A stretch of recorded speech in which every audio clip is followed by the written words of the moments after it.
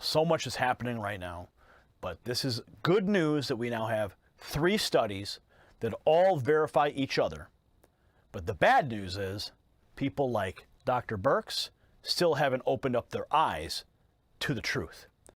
In flattening the curve, we've bulldozed almost every freedom we've ever had. But Peter Collignon thinks some of the social restrictions make no scientific sense and should be wound back. If we look what's happening now, you know, you can't sit on a park bench without being fined. You can't go for a drive in your car with people who live in your same household. I mean, how are they going to transmit infections to others? This spreads by droplets and by hand contact. Now, if you're outside in the sunshine, and sunshine itself is a sterilising agent, I would think if you keep your 2-metre rule, you'll be safer there than inside, where the virus will persist for longer. At some point, there's a tipping point. At some point, we actually need to say, this is enough. If we go further, we're actually going to damage the economy more than the few extra people we're going to save. This makes people feel very, very uncomfortable because you feel like we should save everyone, but we never do.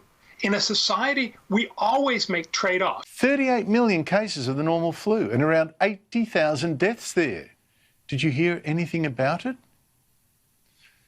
In fact, last year, 900 Australians died of the flu. 900. With no media fuss, no stay-home laws, nothing. Anybody was wearing a mask tonight, or excuse me, this afternoon, and nobody was social distancing. Hundreds of people filled the lawn here behind me. This road was closed off. Yes, this coronavirus is deadly. And yes, there is no vaccine, and we need to be careful, but he says what we are seeing here is the media and internet spreading information, and anxiety and concern escalates. But actually, when you look at the mortality rate, it's probably not worse than the flu. And our politicians just don't seem to have the courage to face up to the fact that this coronavirus crisis was exaggerated, that there was no way that 150,000 of us would die, like Victoria's Chief Health Officer was warning the other day. Conclusions based on your study. Our data suggests that COVID-19 has an infection fatality rate that is in the same ballpark as seasonal influenza. It suggests that even though this is a very serious problem, we should not fear. Now, in his findings, he concluded that CV has an infection fatality rate that is in the same ballpark as seasonal flu. And now, just this morning, that Stanford study, the results there, were validated by the University of Southern California. Watch. The implications of these findings are twofold. One, it says that mortality rates estimated based on confirmed cases are going to be much higher than mortality rates estimated based on the number of infections or the estimated number of infections. So we could say maybe the good news is that the fatality rate is slightly or is lower than what we thought it would be. Now, a new study out of Germany using antibody testing shows that the coronavirus may not be as fatal as once previously thought. The study focused on one of the hardest hit regions in Germany called Heinsberg.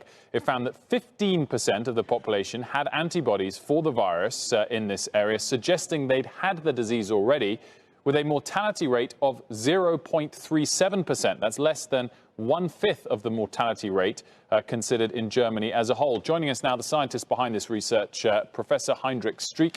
He's a director of the Institute of Virology and the Institute for HIV Research at the University of Bonn. Professor, good afternoon to you. Thanks so much for joining us.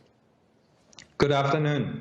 I guess so. The starting point clearly is a very concentrated area of infection in Germany where you've done a lot of testing, and the encouraging result of that is a much lower death rate than previously thought.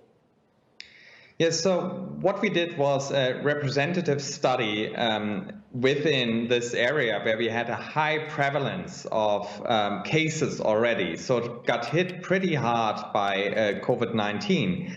But the surprising part, what we found was that there were 15% in that population that didn't know that they had an infection. And overall, that we are calculating a case fatality rate, so how many people are actually dying of that disease in that population is 0.37%. So this case fatality rate is not actually different probably in other countries, but that we can assume a pretty high rate of infections that are asymptomatic. So how many more studies need to be conducted before Fauci and Birx give the green light so that the country can fully reopen? No. That plan was based on a false premise, on false modelling. We can all see that now. But no one will admit it. No one who counts.